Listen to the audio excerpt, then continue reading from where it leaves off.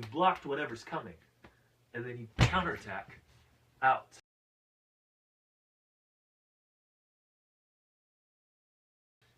Let's talk about fire. In the basic movements of the element fire, you remember it's a condensing, a covering, and then an expansion, or some combination thereof, where the hands are supporting and then out, or coming up and close and then out, and up and close and out, or farther away from the body, up and out. Any of those things could work as long as you have the condensing and expanding with some kind of body mechanic that kind of lends itself to that behavior. The thing about the word condensing,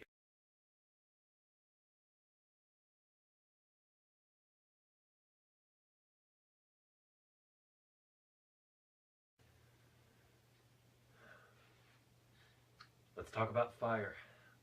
In the basic movements of the element fire, you remember it's a condensing, a covering, and then an expansion, or some combination thereof, where the hands are supporting and then out, or coming up and close and then out, and up and close and out, or farther away from the body, up and out.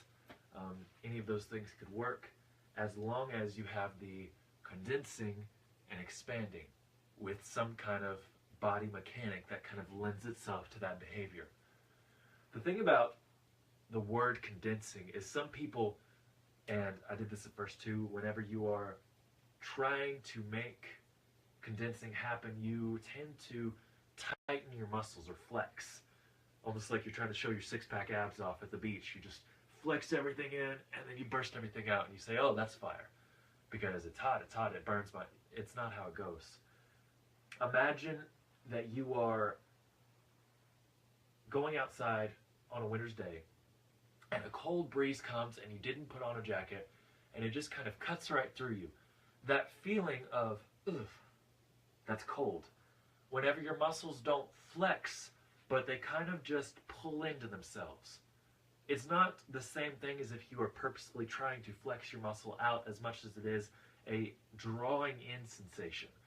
That feeling, you can make that happen again if you just think about it and focus on it for a minute, everywhere on your body. And that feeling is the first part of condensing in the right way, the way you want for this expression. You condense as if something cold has just come to you. And then you release, as if you're on the beach now. Now you're in the Arctic, now you're on the beach. And that difference can be seen in the expression's movements, which are condensing, cold, and then out, expansive. That's yin and yang. So whenever you're contracting, you're still in your posture, you're condensing in, everything is going into the middle, and then it comes out and just bursts out. The problem is that fire doesn't stay out very long. If you think about when you watch a campfire or a candle even, there's a lot of stillness in fire, even though it's constantly burning. So you'll see it staying still, but kind of moving, kind of just simmering, and then it'll whip out as one of the tongues of fire, I think is the word for it. Is it tongues? Something like that. The tongues of fire whips out really fast, and then comes right back into the simmer.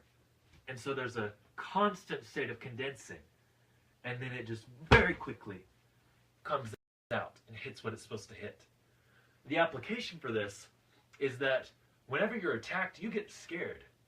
Initial reaction. Something comes, you want to put something in between you and whatever is coming at you.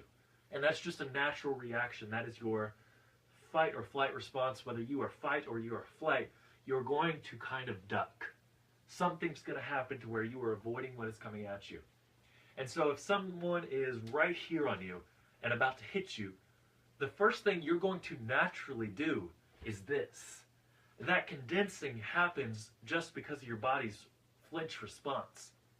And so you can train this flinch response to lend itself to the I'm cold, not the flexing, but the I'm cold, everything is kind of pulling into the middle, condensing.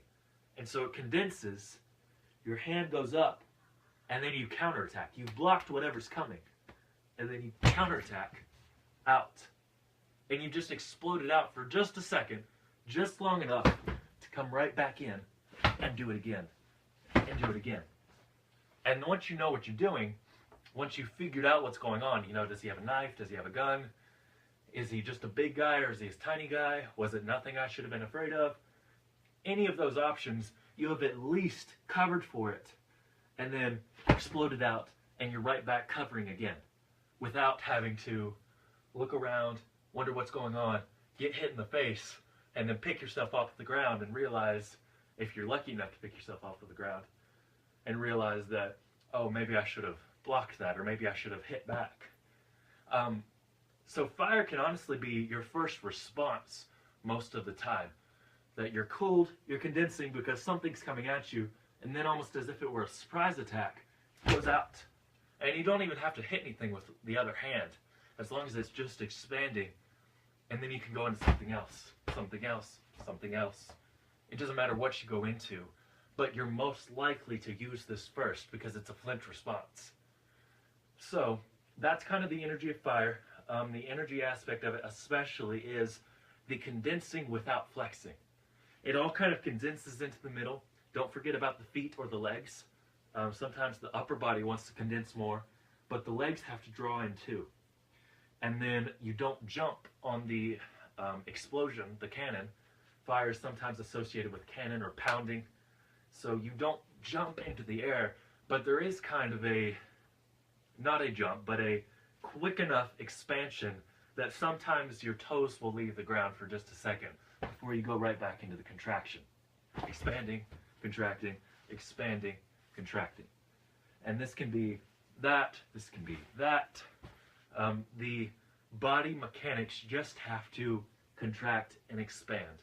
Remember to keep this solid so that anything that comes in will not hit yourself in the head.